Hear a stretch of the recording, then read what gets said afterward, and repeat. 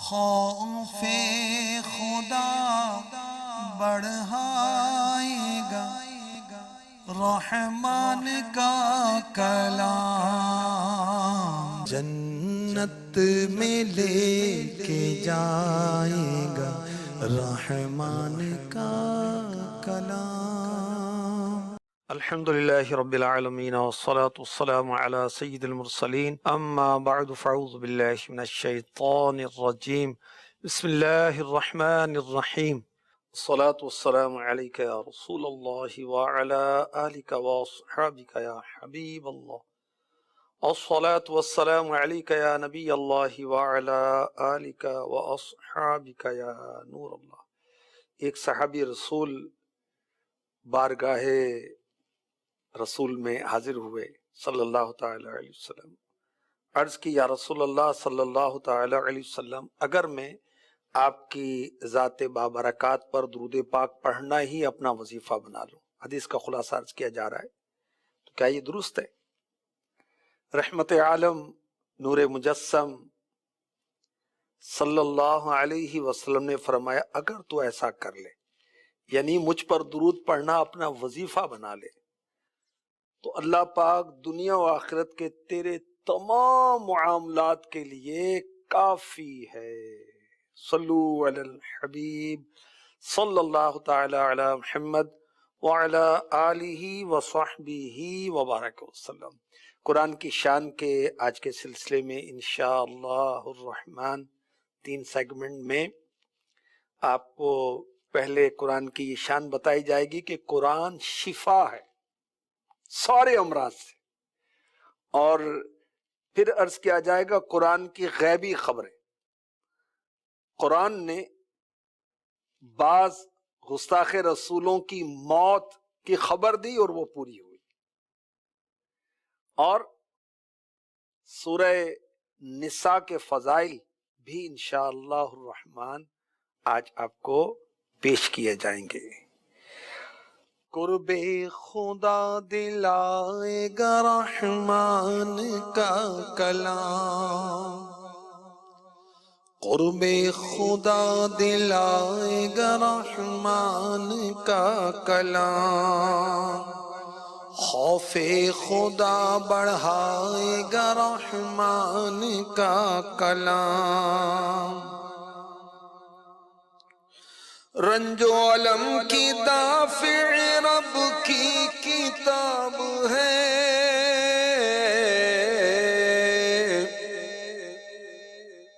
فرحت تجھے دلائے گا رحمان کا کلام۔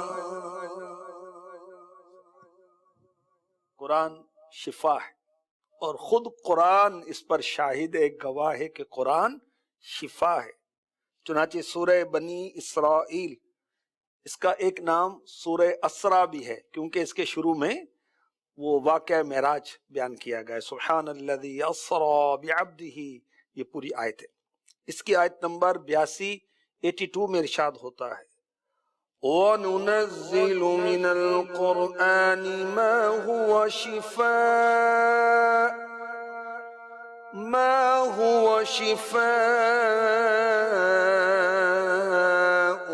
وَرَحْمَةٌ لِّلْمُؤْمِنِينَ وَلَا يَزِيدُ الظَّالِمِينَ إِلَّا خَسَارًا۔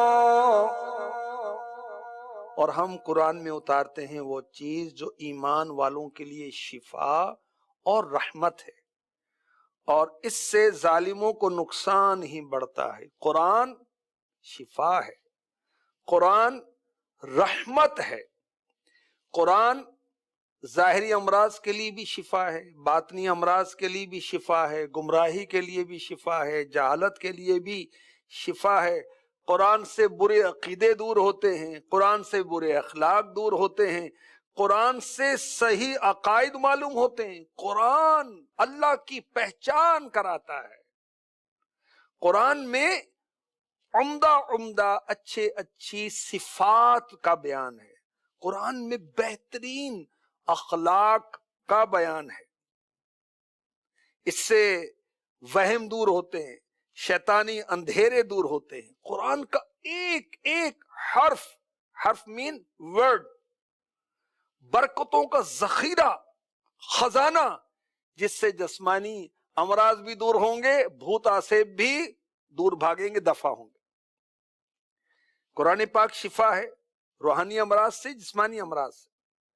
हकीकी शिफा तो रूहानी अमराज से है, लेकिन जिस्मानी अमराज की शिफा भी कुरान में मौजूद है। आपको दो मिसालें पेश करता हूं। बुखारी शरीफ की हदीस पाक का खुलासा, मेरे आका सल्लल्लाहु अलैहि वसल्लम के बाद साहबा अरब के किसी कबीले में गए। कबीले के लोगों ने मेहमान नवाजी नहीं की। इसी दौरान कबीले के सरदार को बिच्छू ने डंक मार दिया।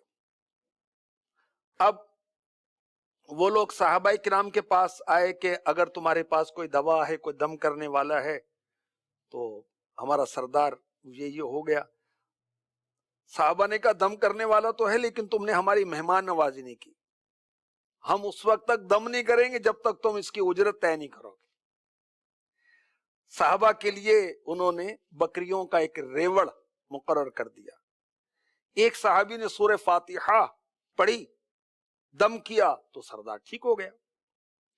अब जो तय हुआ था, तो बकरियां साहबा की सुपुर्द कर दी गई। अब देखें कि साहबा का आपस में मशवरा हुआ, हम बकरियां कैसे ले लें, इस बारे में हमने आका से तो पूछा नहीं है सल्लल्लाहु ताला अलैहि वसल्लम, ये हमारे हक में जायज है नाजायज है। जब साहबा बारगाह रिसालत में आए तो मेरे नबी मुस्कुराए, सुभान अल्लाह। फरमाए तुम्हें किसने बताया ये दम है, इन बकरियों को ले लो, इनमें से मेरा हिस्सा भी निकाल लो। सुभान अल्लाह। बुखारी शरीफ हदीस नंबर 5736, 5736। दम करना जायज, कुरान की आयत पढ़कर दम करना जायज, सूरह फातिहा पढ़कर दम करना शिफा।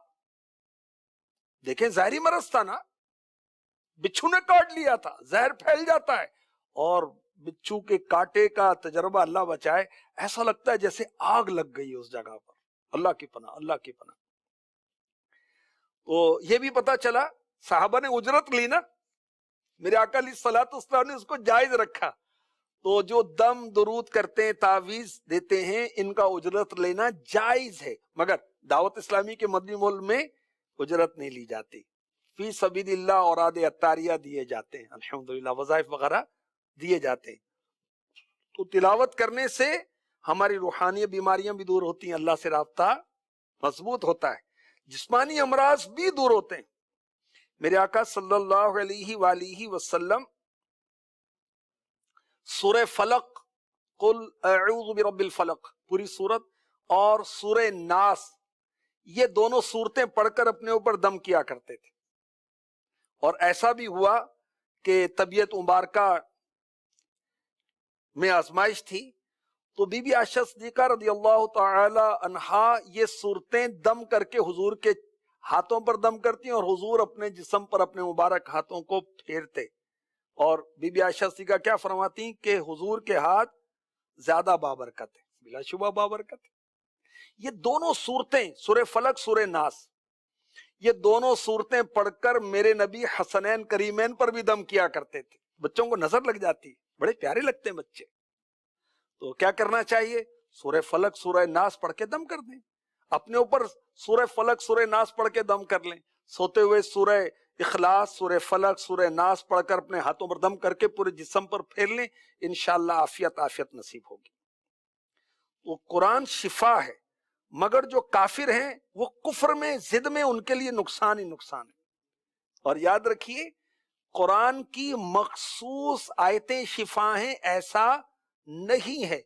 इमाम फखरुद्दीन राजी रहमतुल्लाह ताला अलैह ने फरमाया कि सारे का सारा कुरान शिफा है, मोमिनों के लिए सारे का सारा कुरान रहमत है। तो इसकी तिलावत से इंसान वसवसों से बचता है, निफाक से बचता है, बुरे औसाफ से बचता है, और जिस्मानी और रूहानी बीमारियां भी दूर होती हैं। यह रहमत भी है। तो बहरहाल बीमारियों में इस पर दम करके, जन्नती जेवर के अंदर ना सूरतों की किस किस मरज में कौन सी सूरतों का दम किया जाए, ये मकतबतुल मदीना की किताब है, उसमें लेकर आप पढ़ें, आपका ईमान ताजा हो जाएगा। قرآن پاک سے الحمدللہ شفا حاصل ہوتی ہے.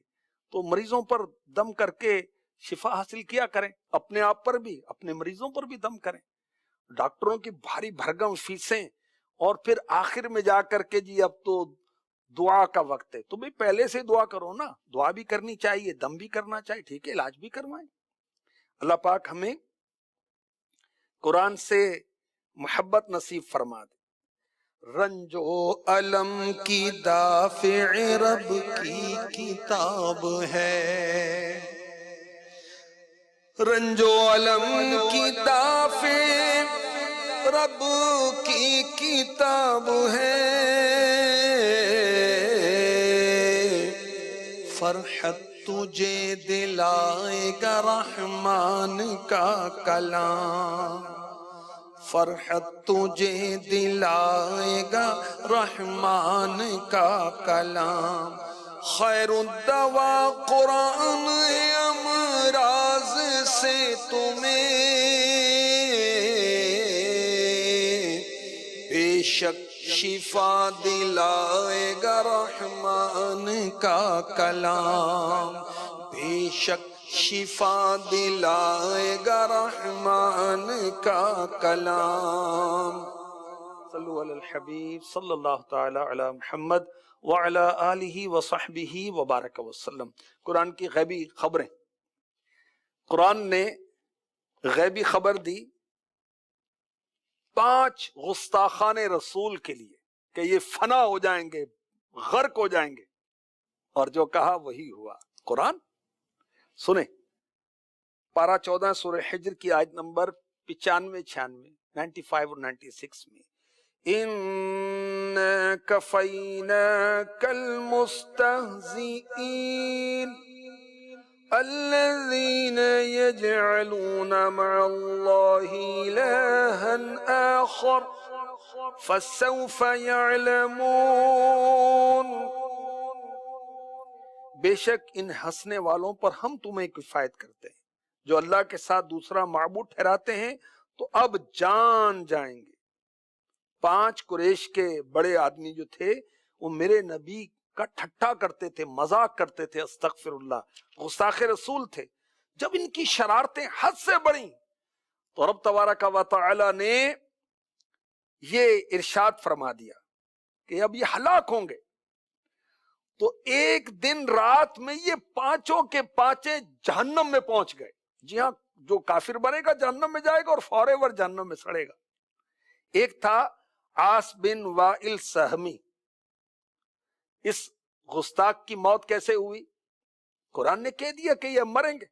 تو کیسے مرا؟ یہ اپنے بیٹے کے ساتھ سیر کرنے نکلا تو ایک پہاڑ کے درمیان راستے میں کہیں چل رہا تھا، تو اس پاؤں زمین پر رکھا تو کہنے لگا مجھے کسی نے کاٹ لیا. لوگوں نے دیکھا کچھ بھی نہیں، پاؤں میں ورم ہو گیا اور پاؤں اس کا اونٹ کی گردن جیسا ہو گیا اور یہ وہیں تڑپ تڑپ کر ٹھنڈا ہو گیا. دوسرا بدبخت حارث بن قیس سہمی، اس نے نمکین مچھلی کھائی، سخت پیاس لگی، پانی پیتا رہا پیٹ پھٹ گیا اور مر گیا. مرتے وقت کہتا تھا مجھے محمد کے رب نے مار ڈالا صلی اللہ تعالی علیہ وسلم. تیسرا اسود بن مطلب بن حارث، یہ کیسے مرا؟ اپنے غلام کے ساتھ نکلا، درخت کی جڑ میں بیٹھا، جبریل امی علیہ السلام آئے اور اس کے سر کو درخت پر مارا. اور وہ غلام سے کہنے لگا کہ فریاد کرنے لگا مجھے بچاؤ. اس نے کہا مجھے تو کچھ نظر ہی نہیں آتا، آپ خود ہی سر مار رہے ہیں درخت پر. تو جبریل امی نے اس کو پکڑ کے اس درخت سے مار مار کے اس کو ختم کر دیا. چوتھا گستاخ بدبخت ولید بن مغیرہ تھا. یہ ایک تیر والے کی دکان سے گزرا تو اس کے دامن کے ساتھ ایک تیر کا جو سرا ہوتا ہے نا، پھل ہوتا ہے، وہ اٹک گیا. اس نے چادر کا دامن اپنے کندھے پہ ڈالا تو وہ اس کے گلے پر لگا اور اس کی رگ کٹ گئی، خون بند نہیں ہوتا تھا یہاں تک کہ یہ جہنم میں پہنچ گیا. 5واں تھا اسود بن عبد یغوث. یہ گھر سے نکلا تو اس کو گرم ہوا لگی، لو لگی، وہ ہیٹ اسٹروک ہو گیا اس کا چہرہ فٹے منہ ہو گیا، کالا ہو گیا، سیاہ ہو گیا. گھر آیا تو گھر والوں نے پہچاننے سے انکار کر دیا، اور آخر وہ کالا منہ لے کر، فٹے منہ لے کر موت کے گھاٹ اتر گیا. نہ اٹھ سکے گا قیامت تلک، خدا کی قسم، جس کو تو نے نظر سے گرا کر چھوڑ دیا. تو قرآن نے پہلی غیبی خبر دی کہ یہ ہلاک ہوں گے، تو یہ ہلاک ہوئے. کیا خبر دی؟ اِنَّا كَفَيْنَاكَ الْمُسْتَهْزِئِينَ الَّذِينَ يَجْعَلُونَ مَعَ اللَّهِ إِلَٰهًا آخَرَ فَسَوْفَ يَعْلَمُونَ.